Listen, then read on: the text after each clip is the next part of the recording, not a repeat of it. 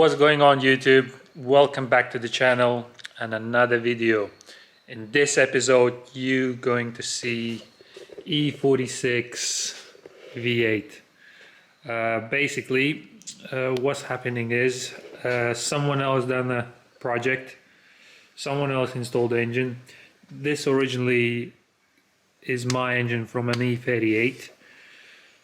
So a mate of mine bought it and took it to his mate, and he done a custom sump, basically installed everything to get this running, and he's supposed to finish the front end of all the radiators and literally get it ready for the track.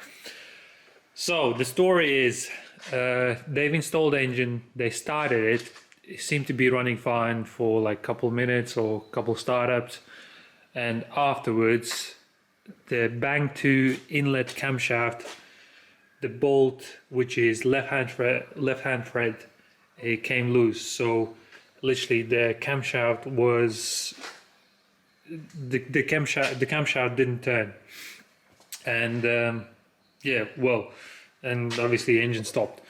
So he took it back home because they took the guy done it in, I think it was Blackpool, so he lives in Kings Lynn, but anyway, so he took it back home, then it afterwards took it to me, basically have a look, and possibly, if everything's fine, install the new timing chain and guides and blah blah blah. So I've set up the timing first, turned over the engine, seemed to be fine, like valve doesn't touch the piston, feels the compression fine, so I'm assuming everything seemed to be fine. So because I had in past similar situation with this bolt, came loose when the guy's gone, but literally we installed a new timing chain and guides, put everything back together, was fine. So I was thought in this case will be same. So I've installed the new guides, new chain, I've started it, and guess what? On this bang 2 was a clunking noise.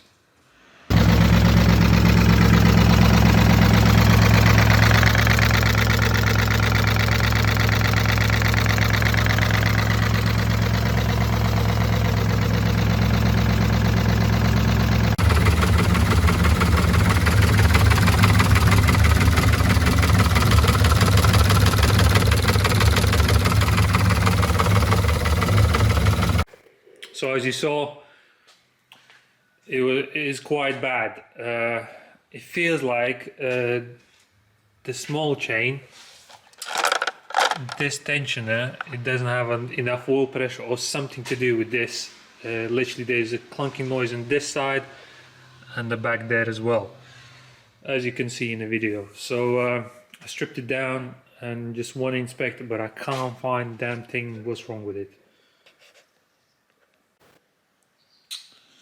So the plan is put everything back together and just double check and again if it's 100% alright, but I mean I can't see what could be possibly wrong with it. My other theory is something to do with oil pressure, because I've double checked the tensioner and it seemed to be fine and I can't see nothing wrong with it. So we're gonna put everything back together, possibly do an oil change, different viscosity oil, and then just double check the oil pressure and see what it's like. If it's the oil pressure, then obviously there is the issue, but it doesn't flick, the oil light doesn't flick on dash, so I really don't know. It's a bit of a tough one, so hopefully it'll be alright. What I've done so far is, obviously I had to take this side cover off to do the timing again. I've replaced the solenoid, the Vanna solenoid unit. Maybe I'm losing oil pressure somewhere there, because I'm literally, as I said, I don't have oil pressure on this side, and it's very strange because I stripped this side. Everything was nice and fresh, everything was in oil, but this side was pretty much dry. So I'm maybe assuming somewhere, let's say around the Vanus unit, it loses the pressure, and obviously it doesn't have wall pressure on the tensioner, either camshafts or hydraulic lifters. I'm very sort of stressed out with this, but hopefully I replaced also the Vanus unit secondhand, which I had laying around.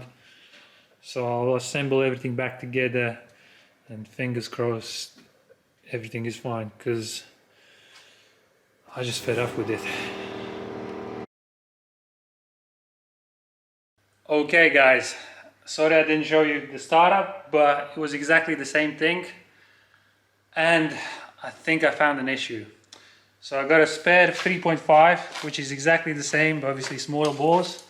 So I took the head off, and what I found, there is only one oil channel which has one-way valve.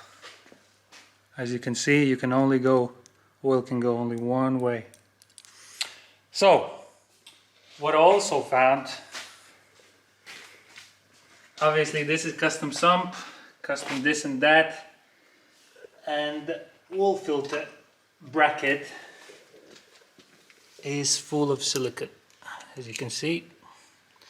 So who knows,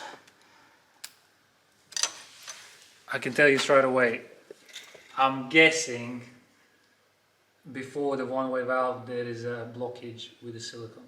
So at this stage we took the head off, and now I'm going to try to take the one-way valve out, and very curious what's going to happen there.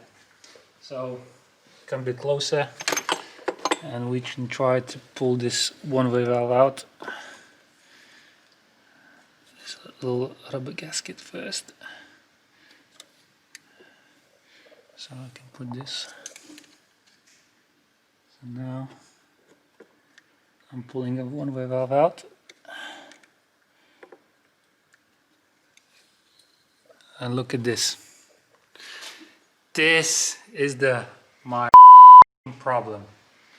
This, what you shouldn't do. This took me 3 times to strip it and basically find the bloody... I literally wasted 3 days because of this. Because I couldn't put a normal O-rings for the oil filter housing. And that's why I didn't have the oil pressure on bank 2. I was literally, my mind exploded. But this is the reason. So guys, if you do any modifications, be careful with the silicone. I'll see you next time.